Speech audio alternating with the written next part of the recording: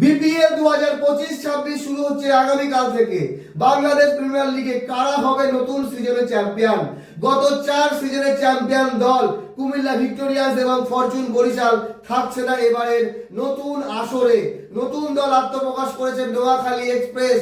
6টি দল অংশগ্রহণ করছে, তার মধ্যে চ্যাম্পিয়ন হওয়ার সম্ভাবনা কার সব থেকে বেশি? Chattogram Challengers, Sylhet Strikers, Rangpur Riders, Noakhali Express, Dhaka Capitals এবং রাজশাহী রয়্যালসের মধ্যে কারা শক্তিশালী?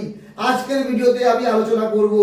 দেখেন, গত 2 সিজনে বলেছিলাম ফরচুন বরিশাল চ্যাম্পিয়ন হবে, তারা চ্যাম্পিয়ন হয়েছিল। দুঃখের বিষয়, ফরচুন বরিশাল আমার ফেভারিট দল, তারা এবার নেই। কিন্তু এবারে যে শক্তিশালী দল আমার নজরে, number 1 Rangpur Riders, number 2 Dhaka Capitals এবং নাম্বার 3 রাজশাহী রয়্যালস। আর এই 3 দলের ভিতরে চ্যাম্পিয়ন হওয়ার সম্ভাবনা বেশি।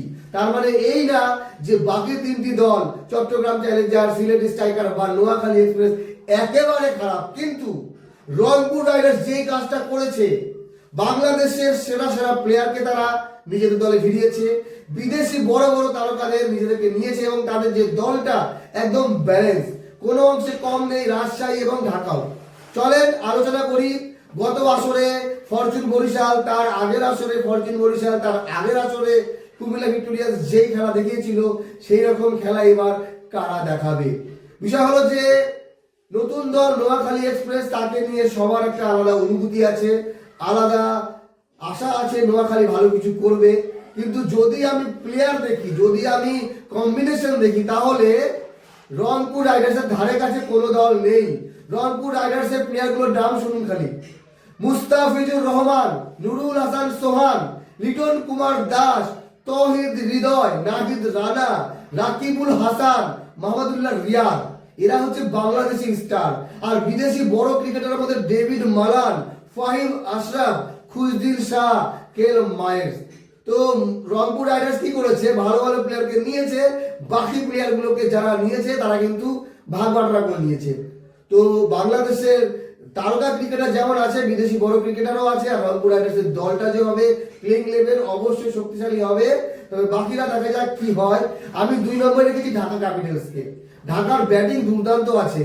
সাব্বির রহমান, সামিম হোসেন পাটোয়ারি, সাইফুদ্দিন, সাইফ হাসান, নাসির হোসেন, তাসকিন আহমেদ, অ্যালেক্স হেলস, দাসুল সারাকার মতো প্লেয়াররা আছে। আর রাজশাহী একেবারে খারাপ না, দুর্দান্ত একটা দল রাজশাহী।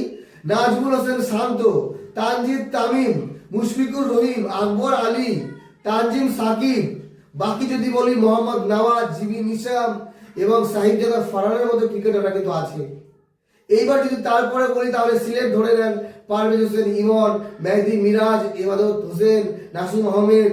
বিদেশি বড় ক্রিকেটারের মধ্যে মঈন আলী, সিয়াম আয়ুব, আজমতুল্লাহ ওবারজাই, মোহাম্মদ আমির। তো সিলেটও একেবারে খারাপ না। এইবার যদি বলি চট্টগ্রাম চ্যালেঞ্জার্স, এই দলটাকে নিয়ে আমার খুব একটা আশা নেই, সত্যি কথা। চট্টগ্রাম চ্যালেঞ্জার্স একটা চমক দেখিয়েছে, 1 কোটির উপরে টাকা দিয়ে নাইম শেখকে নিয়েছে। কিন্তু ওই মেহদি হাসান, শরীফুল ইসলাম, তানভীর ইসলাম, বাকি কোন ক্রিকেটার আপনার পছন্দ সেটা আপনারা কমেন্ট করে জানাবেন। চট্টগ্রাম চ্যালেঞ্জার্স থেকে আমি বেশি কিছু আশা করছি না এবারের বিপিএল আসরে। এবার নোয়াখালী: হাবিবুর রহমান সোহান, সৌম্য সরকার, জাকের আলী, হাসান মাহমুদ। বাকি বিদেশি বড় ক্রিকেটার মোহাম্মদ নবী, জনসন চার্লস। তো নোয়াখালীও কিন্তু ভালো কিছু করতে পারে। তো 6টি দলের ভিতরে কোন দলটি আপনার ফেভারিট? আমার ভিডিও আপনারা কোথা থেকে দেখছেন আপনার মতামত জানাতে পারেন। দেখেন, রংপুর রাইডার্স চ্যাম্পিয়ন হবে, আমি এটা বললাম, তার মানে এই না যে বাকি দলগুলো খারাপ। প্লেয়ার ভালো থাকলে হবে না, প্লেয়াররা কেমন খেলছে, তাদের ফর্ম কেমন আছে, তারা জায়গা মতো ম্যাচ জিততে পারছে কিনা, তারা নক আউটে কেমন করছে, ফাইনালে কেমন করছে, তার উপর নির্ভর করছে চ্যাম্পিয়ন হওয়া বা না হওয়া। কিন্তু যদি আমরা এক্সপিরিয়েন্স দেখি, যদি ভালো বোলার দেখি, যদি আমরা বেস্ট ব্যাটসম্যান দেখি, সবকিছুই কিন্তু এই রংপুর রাইডার্সের মধ্যে আছে। রাজশাহীও খারাপ না, ঢাকাও খারাপ না। বাকি সিলেট, চট্টগ্রাম মোটামুটি ভালো দল। বাকি ভালো থাকবেন সবাই। 2025-26 যদি আমি বলি, ভবিষ্যৎবাণী বলতে পারেন চ্যাম্পিয়ন কারা হবে, তাহলে রংপুর রাইডার্সের সম্ভাবনা 99% আছে। দেখা যাক, সময় বলবে রংপুরের প্লেয়াররা কেমন খেলছে, তারা কেমন ফর্মে আছে, জায়গা মতো তারা ম্যাচ জিততে পারে কিনা। শুভকামনা রইল 6টি দলের জন্য। আপনারা কমেন্ট করে জানাবেন কারা হবে চ্যাম্পিয়ন। ভালো থাকবেন সবাই, ধন্যবাদ।